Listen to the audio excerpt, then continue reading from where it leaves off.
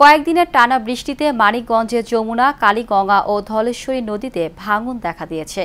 ফলে জেলার ঘিওর, দৌলতপুর ও শিবালয় উপজেলার বিস্তীর্ণ ফসলি জমি, শিক্ষা প্রতিষ্ঠান, হাট বাজার ও বসতবাড়ি নদী ভাঙনের ঝুঁকিতে পড়েছে। ভাঙন আতঙ্কে দিন পার করছেন নদী তীরবর্তী এলাকার মানুষ। অভি হাসানের রিপোর্ট, জানাচ্ছেন নূর মোহাম্মদ ভুইয়া। দৌলতপুরের অন্তত 20টিরও বেশি গ্রাম নদী ভাঙ্গনের হুমকিতে।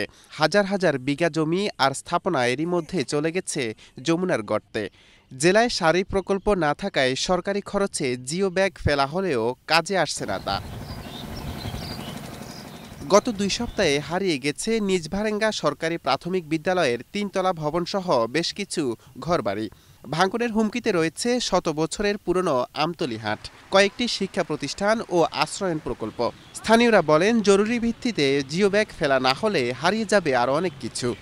এই পর্যন্ত 5টা ভাঙ্গা দিতে আর কিছু নাইকে, এখন শুধু সরকার এই আশ্রয় কেন্দ্রটা দিছে, এই আশ্রয় কেন্দ্রের মধ্যেই আমরা বল রয়েছি। কলা বাগান এই বছর ভেঙে গেছে এবং পাশে যে তিল ক্ষেত নদীতে বিলীন হয়ে গেছে। ভাঙনের জন্য কত কিছু আইসে টাইছে, আমাকে কিছু কয়টায় না আমাকে দেয়ও নাই। এখন যদি এইভাবে ব্যবস্থা না নেওয়া হয় তাহলে আমাদের এই হাট, গরুর হাট, আমাদের এই মসজিদ, আমাদের হাই স্কুল, আমাদের প্রাইমারি স্কুল, আমাদের একটা মাদ্রাসা, হ্যাঁ, আমাদের 2টা আশ্রয় কেন্দ্র, মানে পুরা ঝুঁকির মধ্যে। স্কুলের কাছাকাছি নদী চলে গেছে, আমরা স্কুল যদি ভেঙে যায় তাহলে আমরা কিভাবে পড়াশোনা করব?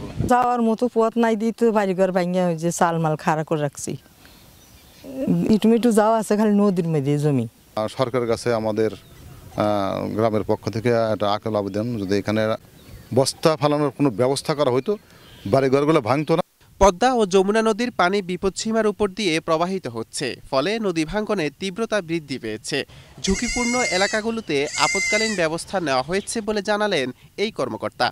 যে সমস্ত জায়গায় প্রচুর ভাঙন হচ্ছে, আমরা ইতিমধ্যে ঝুঁকিপূর্ণ স্থানগুলো অনেক পূর্বে আমরা নিশ্চিত করেছি এবং সেই আলোকে আমাদের পানি সম্পদ মন্ত্রণালয় এবং বাংলাদেশ পানি উন্নয়ন বোর্ড যথেষ্ট উদ্যোগের সহিত সেই ভাঙন এলাকাগুলো অতি ঝুঁকিপূর্ণ স্থান বিবেচনা করে আমরা কিছু কিছু জায়গায় আপৎকালীন কাজও চলমান রেখেছি এবং আমরা অতি দ্রুততার সহিত জিও ব্যাগের মাধ্যমে এই জায়গাটা আমরা পরিদর্শনপূর্বক পুনরায় আমরা যেন দ্রুততার সহিত কাজ বাস্তবায়ন করতে পারি, সেই ব্যাপারে আমাদের চেষ্টা অব্যাহত থাকবে।